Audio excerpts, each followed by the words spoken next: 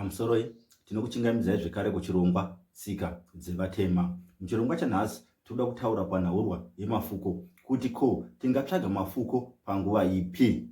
Nhaurwa yekuti tingatsvaka mafuko panguva ipi inhaurwa inonetsa, nokuti vamwe vanoti unofanirwa kumirira kusvika mudzimu wabuda ndiko kuti ugotsvaka mafuko, mudzimu wataura mafuko aunoda. Vamwe vanoti kana ukaroteswa mafuko ndipo paunofanirwa kutsvaka fuko raunenge waroteswa. Saka nhaurwa iyi ine kutaura kwakawanda wanda uye kwakasiyana siyana. Ndakambotaura muchirongwa chapfuura ndikati pane musiyano pakati pemafuko nemamwe machira kana micheka yatinogona kutsvaka mukati mematare. Saka musiyano uyu wakakosha zvikuru wekuti chii chinonzi fuko uye chii chinonzi mucheka kana machira emudzimu.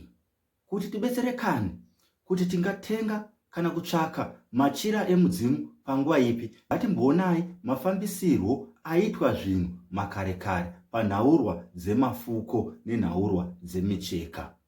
Ngatitangei nekuti ini ndini svikiro ndashayika zvaifambiswa sei pamafuko angu. Mafuko angu akanga asingaraswi, aichengetwa. Asi mazuvano tinoona kuti kana svikiro rikashayika, vanhu vanoti ngaende nezvinhu zvake, nokuti havasi vazhinji vave kuda kubata kana kuchengeta zvinhu zvemudzimu. Vamwe vanenge vachiti takuita zvechechi, takunamata, saka vanenge vasingadi kubata zvinhu zvinoenderana nemudzimu. Asi makare kare tisati tava nekereke, mafuko aibva achengetwa. Kana ndichinge ndashayika, mafuko angu aichengetwa, aiswa munhava obva aturikwa pamwe chete nezvimwe zvombo zvandaishandisa zvakaita setsvimbo, makano nemabakatwa, zvaibva zvaturikwa zvinhu izvozvo. Zvino kana nguva yafamba, guva rangu rarohwa, ndagadzirwa, ndadzoswa mukati memusha, ndinenge ndokwanisawo kupinda kumatare ari kunyika dzimu.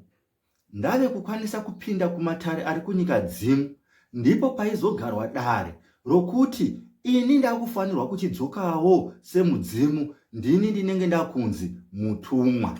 Saka mutumwa mudzimu unenge uchibuda panguva iyoyo ndiwo unonzi mutumwa, nemhaka yekuti unenge uchitumwa nedare rekumatenga uchiuya kuvanhu kuzotaura zviri kubva mukati medare rekumatenga. Saka mudzimu iwoyo ndiwo waidaidzwa kuti mutumwa. Zvino kana dare rekumatenga ragara, raizosarudza homwe haisarudzwi nemudzimu mumwe chete, homwe inosarudzwa nedare. Asi zvinozongotaurwa zvichinzi mudzimu wasarudza homwe. Nemhaka yei ndichiti munhu anosarudzwa nedare revadzimu? Nemhaka yekuti kana ini ndaisvikirwa, ndikashayika, ndikazogadzirwa, ndikabikirwa doro, ndikapinda mudare revadzimu rekumatenga, ndakudzokawo semudzimu, mudzimu unenge uchibuda panguva iyoyo ndiwo mudzimu unonzi mutumwa. Asi mudzimu unenge wakabereka mimwe midzimu. Sekuru vaisvika pandiri vachitaura varivo mutumwa. Kana ini ndikashayika, ndikazopinda mumatare ari mumatenga, ndikadzoka, sekuru ivavo vanenge varipo, asi havasisiri ivo mutumwa. Ini ndini ndava mutumwa. Saka kunenge kune hochekoche yemidzimu inenge yakawanda pamudzimu mumwe chete unenge uchibuda unodaidzwa kunzi mutumwa. Saka midzimu yese iyoyo inobetserana pakusarudza homwe. Homwe ichinge yasarudzwa, homwe inowanzosarudzwa ichiri mucheche, zvino inokura. Kana yakura, inosangana nezvainosanganidzana nazvo kusvika homwe yafamba. Homwe inogona kufamba iri yega, asi makare kare vanhu vaifamba pamwe chete.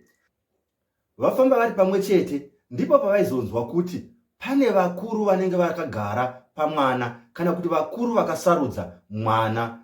Ngatichionai kuti kana zvazikanwa kuti pane vakuru vakasarudza mwana zvaifambiswa sei. Ndambotaura ndikati kana svikiro rikashayika, machira aro akanga asingaraswi makare kare, zvasiyana nemazuvano.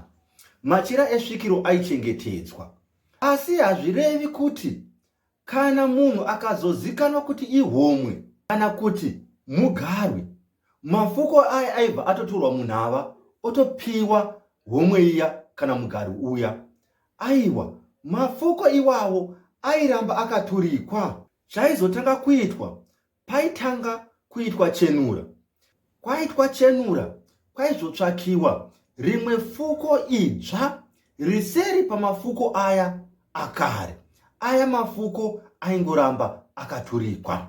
Kana homwe yoridzirwa kuti mudzimu uchituruka, waifukidzwa, homwe iyoyo yaifukidzwa fuko idzva riseri pamafuko akasiyiwa nesvikiro aya. Mudzimu waakubuda wava mutumwa. Paitsvakiwa fuko idzva nemhaka yei? Nemhaka yekuti kushereketa kwakagara kuriko muvanhu vatema. Saka kazhinji zhinji vanhu vaifungira kuti kana mukashandisa mafuko akare, kana mafuko aya akashereketerwa, mukafukidza homwe mukairidzira muchishandisa mafuko akare, mudzimu waigona kusaturuka nemhaka yekuti mafuko iwawo anenge akashereketerwa. Aiva asingaenderwi kun'anga kunobvunzwa kuti mafuko akanaka here, vaimasiya aripo. Ngatizoona kumberi kuti aizonoshanda papi. Saka tati paitwa chenura, potsvakiwa fuko idzva, mudzimu woridzirwa, waridzirwa woturuka. Kana uchinge waturuka, ndipo mudzimu pamwe waigona kuturuka, asi wosagara nguva yakareba, wosataura zvakawanda. Mudzimu iwoyo waigona ngoturuka wongotaura mashoko mashoma wobva wadzokera, zvochizikanwa kuti mudzimu waakubuda. Kana mudzimu ukaridzirwa ukaturuka, kwaizogadzirirwa kunonzi kutambira mudzimu. Pakutambira mudzimu ndipo pakanga pane mabasa akawanda. Pakutambira mudzimu ndipo paya vamwe pavanenge vachida kunyatsoona kuti mudzimu uri kubuda uyu ndewasekuru here chaivo chaivo, kana kuti hausiri wasekuru. Saka pakunotambira mudzimu pakanga pane zvinhu zvakawanda zvaitwa ipapo.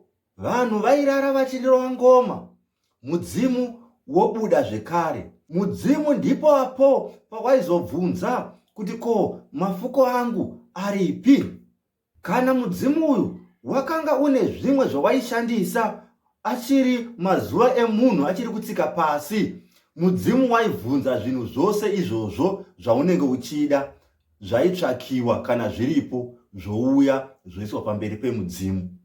Mudzimu waizovhura nhava iya, wochitanga kusarudza mafuko aunenge uchida. Mamwe mafuko waitorasira kure uchiti mafuko aya akashereketerwa, wosara nemafuko aunenge uchiti aya mafuko anenge akanaka.